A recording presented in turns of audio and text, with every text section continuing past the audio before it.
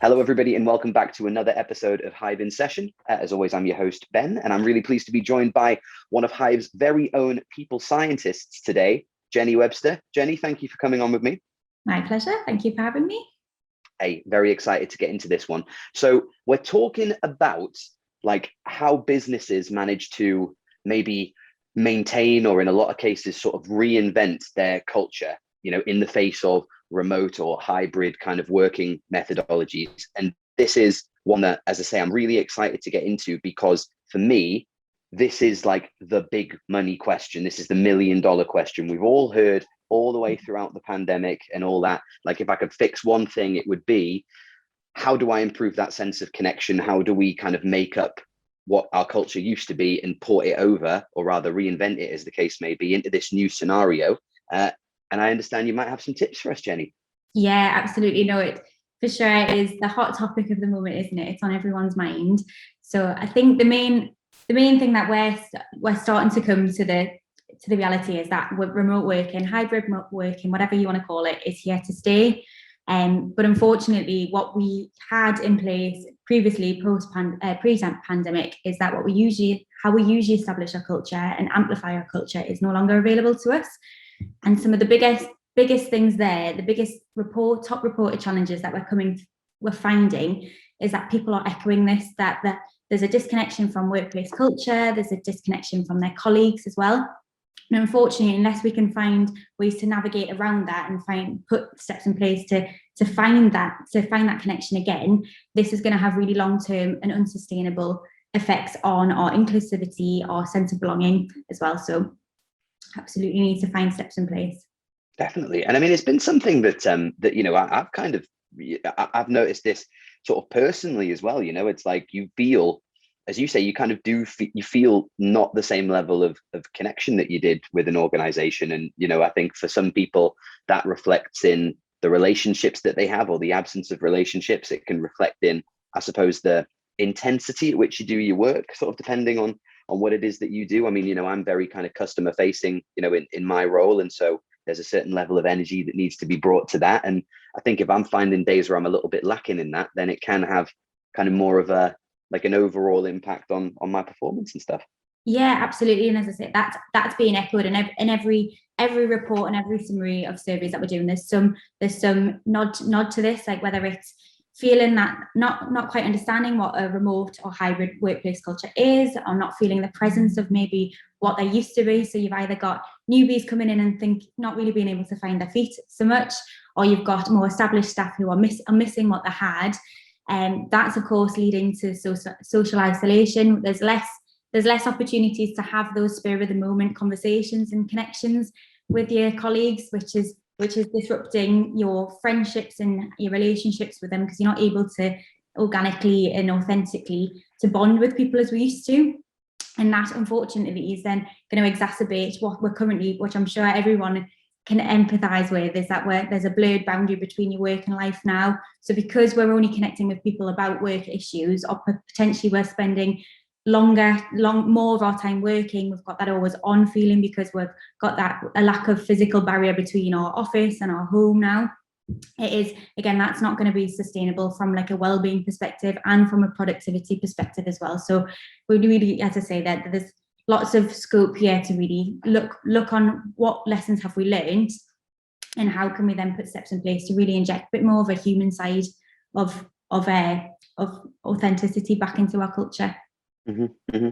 And I think you're quite uniquely placed to talk about this, Jenny, because you joined Hive kind of right on the cusp of, there's been so many lockdowns, I forget which one it was, but it was quite near the start, wasn't it? So, you've had a sort of a fully remote onboarding, and, how many days have you done in the office in the last 12 months out of interest? Absolutely. So I think I've been in the office once. Yeah, once. So I had like a really, really unique experience, in the sense that I was meant to start, and then my contract got pushed back because of the pandemic. So I was in this really high stress period of, do I even have a job? I'm like, is the offer that was there to me pre-pandemic going to be there to me now?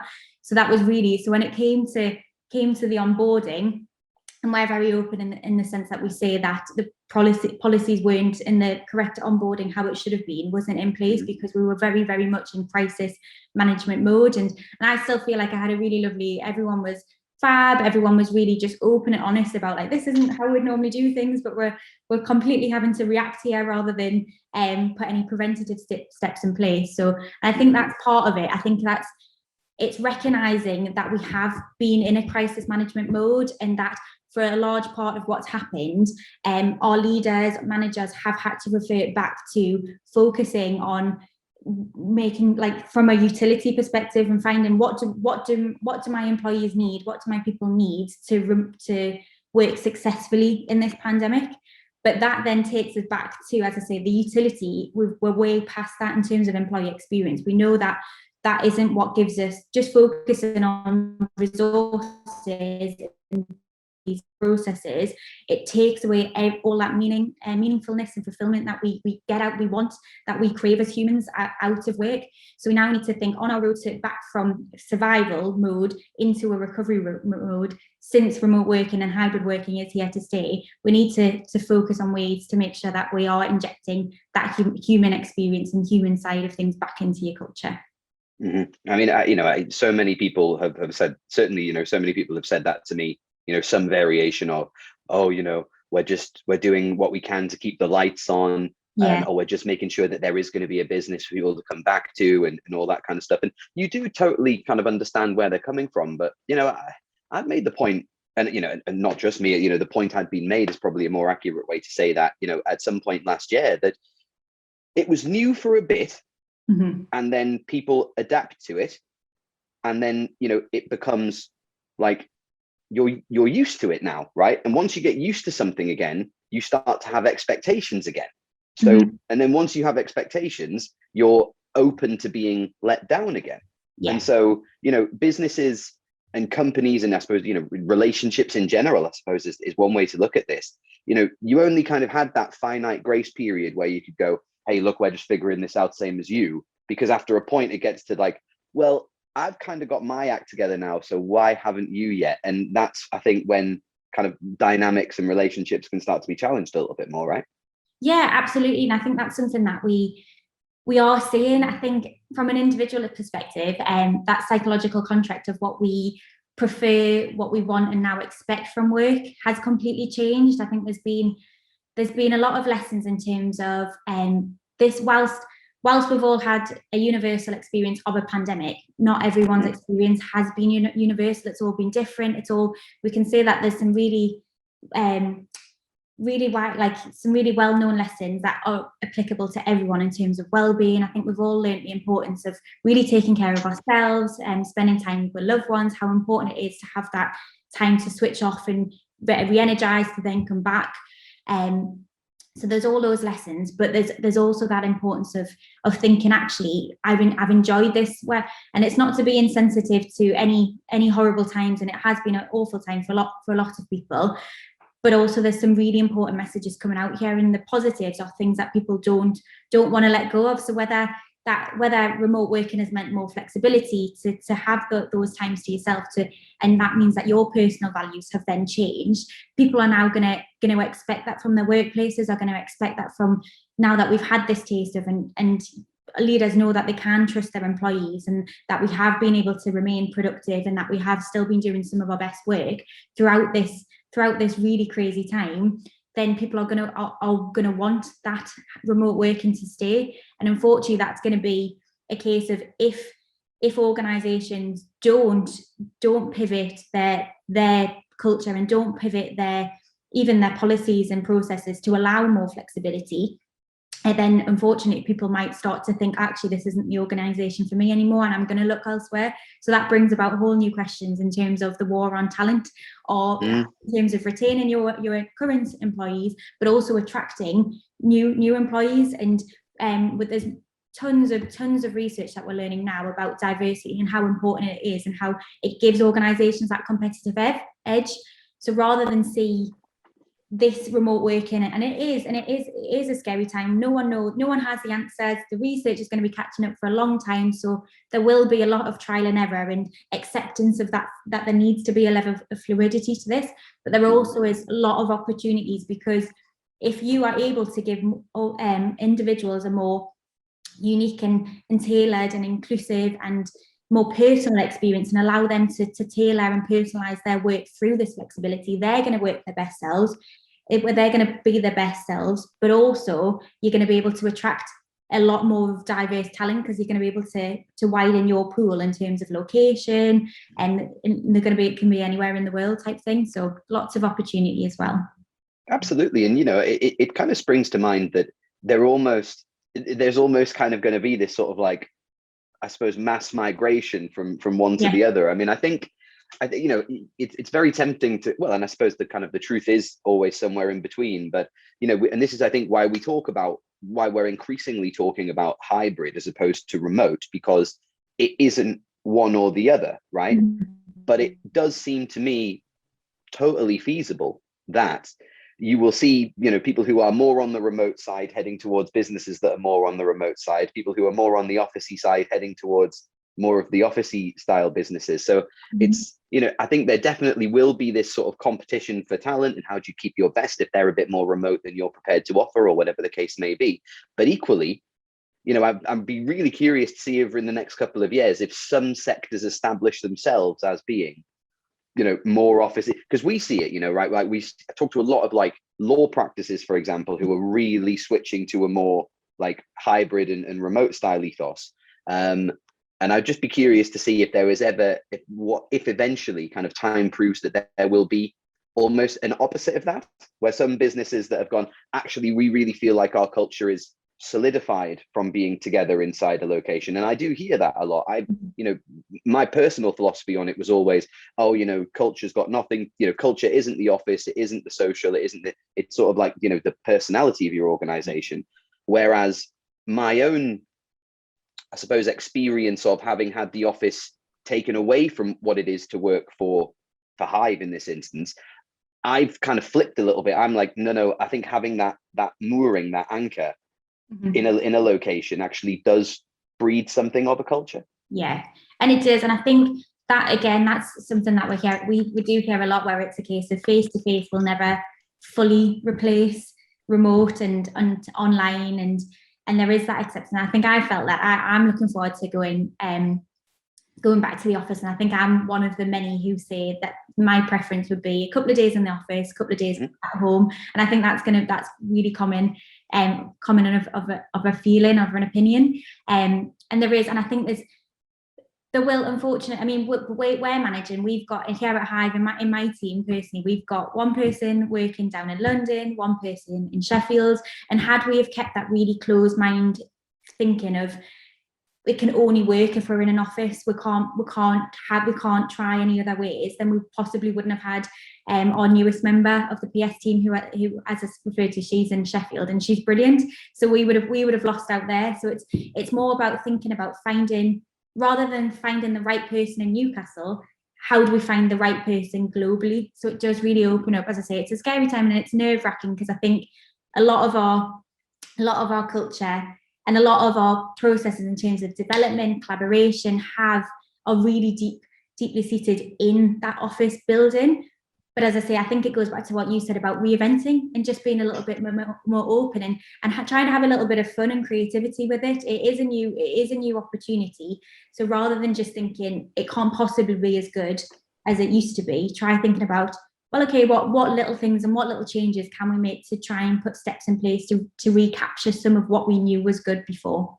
Mm-hmm. And opportunity is absolutely the right word. And it strikes me that while organizations are looking for these answers and trying to come up with different solutions and stuff, the answers to those and the best places to look are the very people that you're trying to build these processes for, right? So get out there and speak to your employees, understand what's worked and what hasn't. I mean, it's definitely not a case that we've gone, okay, we've taken office working practices straight into this hybrid model, and then we're going to try and force all the hybrid stuff back into the more officey based model or anything. It's we need to be understanding what's worked, what hasn't, where it's broken down, where it's been really positive. And the only way we're going to get that information is by, getting out there and speaking to people about it, right?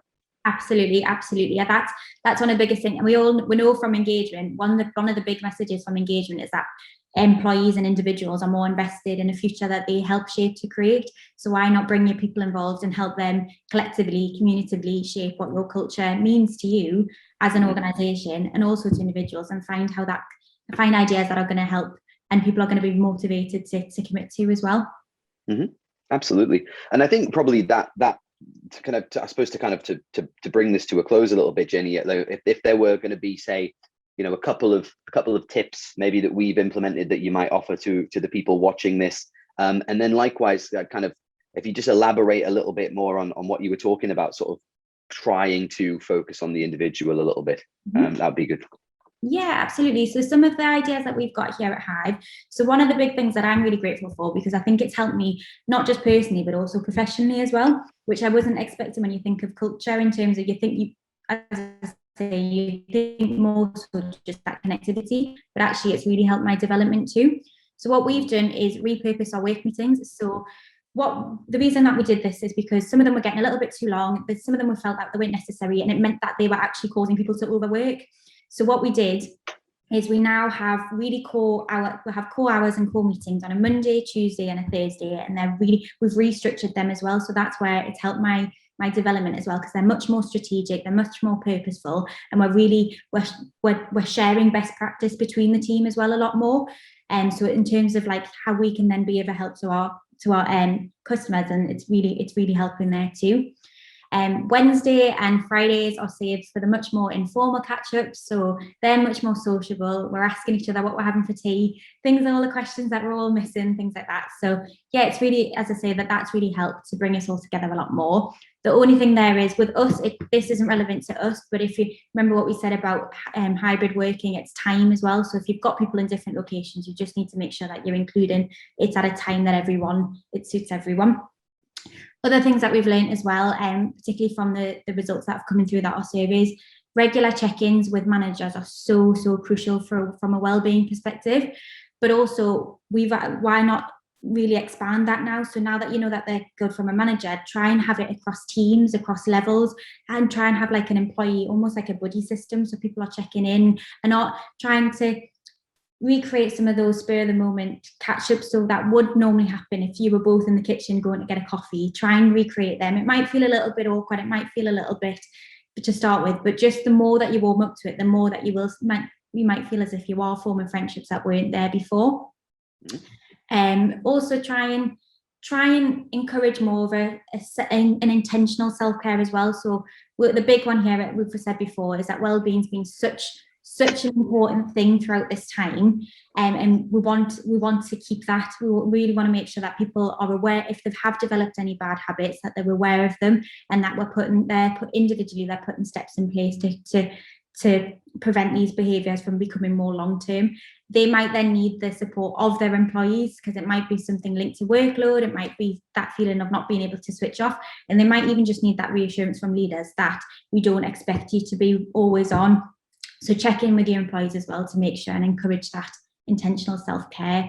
And then I think the last one, which again, this is something that sometimes gets overlooked because we've had our crisis management hat on for so long, but just checking on your leaders as well. So make sure that if they're going to be that support system for employees, make sure that they feel confident that they have the soft skills to do that, but also make sure that they're themselves not developing any bad habits. I think they've had to be a leader and a support system for a long time now. So just make sure that they're also being checked in on. That's a really interesting last point to end on, and I think that it isn't one, with my employee hat on, it isn't one that is like immediately obvious. You sort of think that, I think so often we assume that the people in charge, so to speak, kind of have the inherent kind of coping mechanisms to be that leader and stuff. And I think that we would all do well to remember that everyone is still just a person that's going through something. Everyone's human, aren't they? And we've all had some experience from this. We all need to be checked in on. Brilliant. Well, look, Jenny, I think that's a really great place to wrap this up. thank you again. If anybody wants to kind of hear more or follow up, is LinkedIn one of the best places to get you? Yeah, absolutely. It'll be Jennifer Webster on LinkedIn. Fantastic. Well, Jenny, thank you very much. Thank you very much. No, it was a pleasure. And thanks everybody for watching another episode of Hive in Session. I've been Ben, this has been Jenny, and we'll see you in the next one. Thank you. Thank you.